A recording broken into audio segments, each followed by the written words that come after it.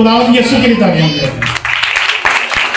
गवाही तो बहुत लंबी है, लेकिन मैं सिर्फ 10 मिनट टाइम लूँगा आपका, क्योंकि आप लोग बहुत देर से बैठे हैं और गर्मी भी बहुत ज़्यादा है। और मैं नहीं चाहता कि आप मज़ीद जो है वो कोई तकलीफ बर्दाश्त करें, तो मैं सिर्फ 10 मिनट के लिए आपके साथ कलाम करूँगा।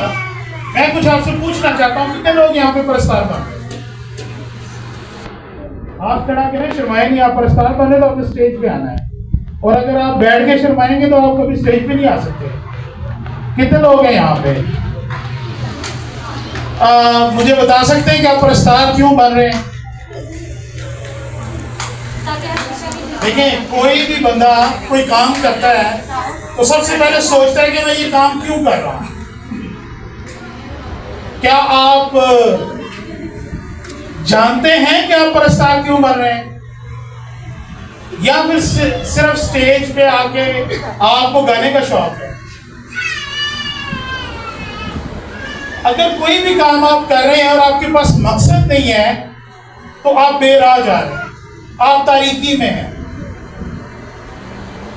जब आपको पता ही नहीं है कि आप पुरस्कार बन रहे हैं, आप तबला सीख रहे हैं और क्यों सीख रहे हैं, तो खुदा आपको ब्लेस नहीं करेगा और ना ही आप आगे बढ़ सकेंगे। आप इधर ही बस घूमते रहेंगे, इस कॉलोनी में घूमते रहेंगे, इस एरिया में घूमते रहेंगे, क्योंकि आपके पास कोई पर्पस नहीं है, आपके पास दिल में कोई मकसद नहीं है। आपको पता ही नहीं है कि आखिर जो आप सीख रहे हैं, जिसके लिए आप आए हैं, 2 घंटे 3 घंटे बैठे हैं, यहाँ पे 3 घंटे आपका बैठने का मकसद क्या था? आपने इतनी गर्मी बर्दाश्त किसकी वजह क्या थी? तो आप कैसे कुछ हासिल करेंगे? आपको पता है ये कितनी बड़ी ब्लेसिंग है। दाऊद नबी को खुदा ने क्यों कहा कि ये मेरे दिल के मुताबिक है? क्योंकि जब वो भेड़ें चराता था तो वो खुदा की हम्द करता था, साज बजाता था, और खुदा उसकी आवाज को सुन रहा था। मेरी बात समझ में है? जब आप गाते हैं क्या खुदा आपकी आवाज को सुनता है? 2 शख्स गाते हैं और खुदा उनकी आवाज को सुनता है। आए हम एक हवाला पढ़ेंगे खुदा के पाक कलाम में से, अमाल की किताब, उसका 16 बाब 16 चैप्टर और उसकी 24 से 26 आए।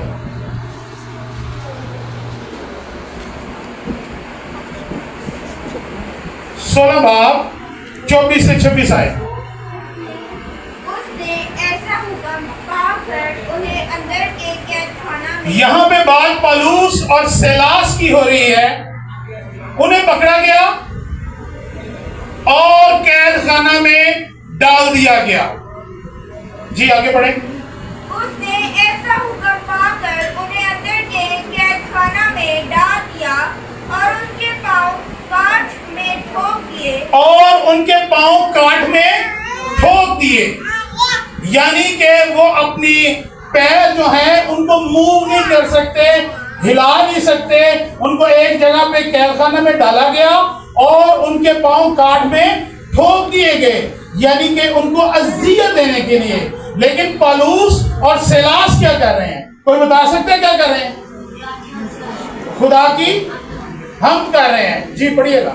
आधी रात के करीब पलूस और सिलास दुआ कर रहे और खुदा की हम्द की गीत। आधी रात के करीब उन्होंने ये नहीं सोचा कि हमारे पांव काठ में हैं, हम मसीह यीशु के नाम की खातिर ही इधर बंधे हुए हैं।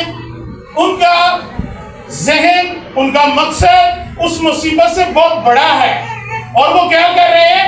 जैसे ही आधी रात हुई वो दुआ कर रहे हैं, और दुआ करने के बाद उन्होंने खुदा की हम्द करना शुरू की। और जैसे ही उन्होंने हम्द करना शुरू की, जैसे ही उन्होंने प्रस्तुत करना शुरू की, तो बाइबल मुकद्दस बयान कहती है कि कैदखाना की नींव ہل گئی اور ان کی جو بیڑیاں تھیں وہ کھل گئی اور وہ آزاد ہو گئے. ہاللیلویا.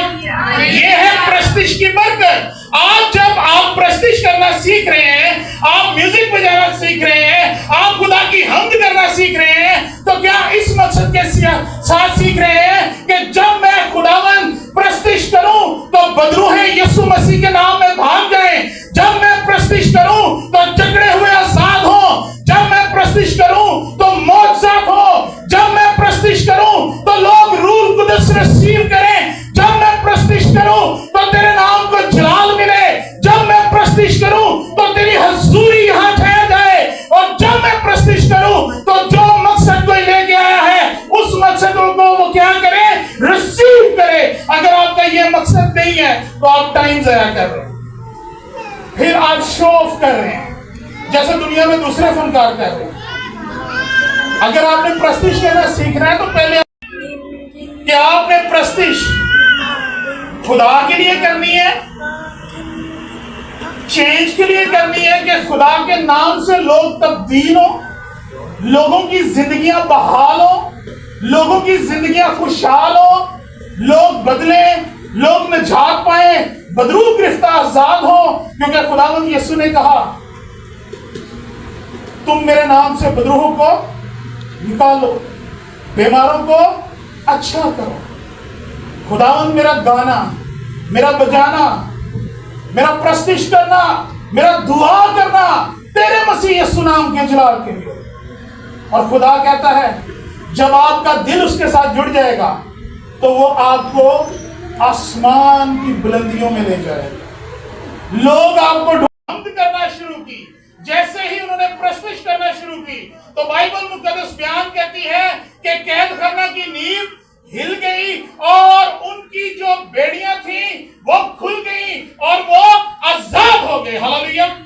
یہ ہے پرستش کی برکت.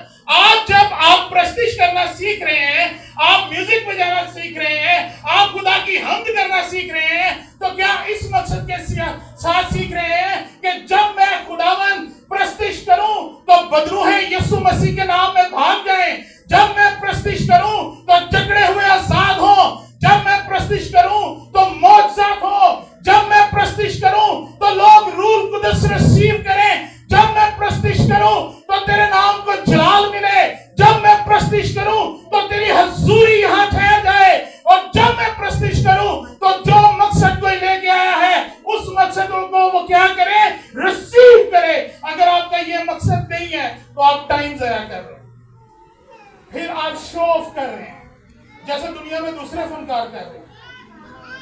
اگر آپ نے پرستش کرنا سیکھنا ہے تو پہلے کہ آپ نے پرستش خدا کے لیے کرنی ہے, چینج کے لیے کرنی ہے, کہ خدا کے نام سے لوگ تبدیل ہوں, لوگوں کی زندگیاں بحال ہوں, لوگوں کی زندگیاں خوشحال ہوں, لوگ بدلیں, لوگ نجات پائیں, بدروح گرفتہ آزاد ہوں. کیونکہ خداوند یسوع نے کہا تم میرے نام سے بدروحوں کو نکالو, بیماروں کو اچھا کرو. خداوند میرا گانا, میرا بجانا, میرا پرستش کرنا, میرا دعا کرنا تیرے مسیح یسوع نام کے جلال کے لیے. اور خدا کہتا ہے جب آپ کا دل اس کے ساتھ جڑ جائے گا تو وہ آپ کو آسمان کی بلندیوں میں لے جائے گا. لوگ آپ کو ڈھونڈیں گے کہ بھائی آ کے ہمارے پروگرام میں پرستش کریں, کیونکہ آپ کے پرستش کرنے سے خدا کا روح جنبش کرتا ہے. اس مقصد سے پرستش کریں گے تو خدا آپ کو بلیس بھی کرے گا اور بڑھائے گا بھی. ایک حوالہ اور پڑھیں گے, مقدس یوحنا کی انجیل اس کا 4 باب اور اس کی 24 آیت. 4 باب 24 آیت. اب دیکھیں کہ خدا کو کیسے پرستار چاہیے. کیا ویسے ہی پرستار ہے یا آپ نے ڈیسائیڈ کرنا ہے؟ جی پڑھیے گا. خدا روح ہے اور ضرور ہے کہ اس کے پرستار روح اور سچائی سے پرستش کریں. خدا روح ہے اور ضرور ہے کہ اس کے پرستار روح اور سچائی سے اس کی پرستش کریں. جب آپ روح اور سچائی سے پرستش کریں گے تو آپ بلیو کریں، آپ پرستش کر رہے ہوں گے اور آپ کا گھر روح القدس سے بھرا ہوگا. آپ پرستش کر رہے ہوں گے اور جب آپ کے محلے میں آپ کی آواز جا رہی ہوگی تو بدروحیں وہاں سے بھاگ رہی ہوں گی. آپ پرستش کر رہے ہوں گے اور جو آپ کی آواز سن رہا ہے وہ بیمار شفا پا رہا ہوگا. آپ پرستش کر رہے ہوں گے اور بے روزگار روزگار پا رہا ہوگا. آپ پرستش کر رہے ہوں گے اور لڑائیاں جھگڑے بدکاریاں آپ کے گھر سے دور جا رہی ہوں گی، کیونکہ خدا کیا ہے؟ روح ہے، اور وہ ایسے پرستار چاہتا ہے جو روح اور سچائی سے اس کی پرستش کرے. آخری بات کروں گا، دیکھیں جو انسان جہاں سے آیا ہے وہیں سے وہ پلتا ہے. انسان کہاں سے بنا ہے؟ اس سے پہلے کھانا شانا پیک ہو جائے میں آپ سے بس ایک دو سوال کروں گا. انسان کو خدا نے کہاں سے بنایا؟ کہاں سے؟ آواز کہاں آ رہی ہے؟ کہاں سے؟ مٹی سے. انسان کی خوراک کیا ہے؟ جو کچھ مٹی میں سے نکلتا ہے. ایسے ہی ہے نا؟ چاول کہاں سے نکلتے ہیں؟ گندم کہاں سے نکلتی ہے؟ سبزیاں کہاں سے نکلتی ہے؟ کیونکہ آپ کا جو بدن ہے یہ مٹی سے لیا گیا ہے. اس کی خوراک جو ہے وہ مٹی ہی مہیا کرتی ہے. مچھلی کہاں سے نکلتی ہے؟ پانی میں. مچھلی کی خوراک کہاں ہے؟ پانی میں. وہ جو کچھ پانی میں وہی کھاتی ہے. اب روح ہمیں کس نے دی ہے؟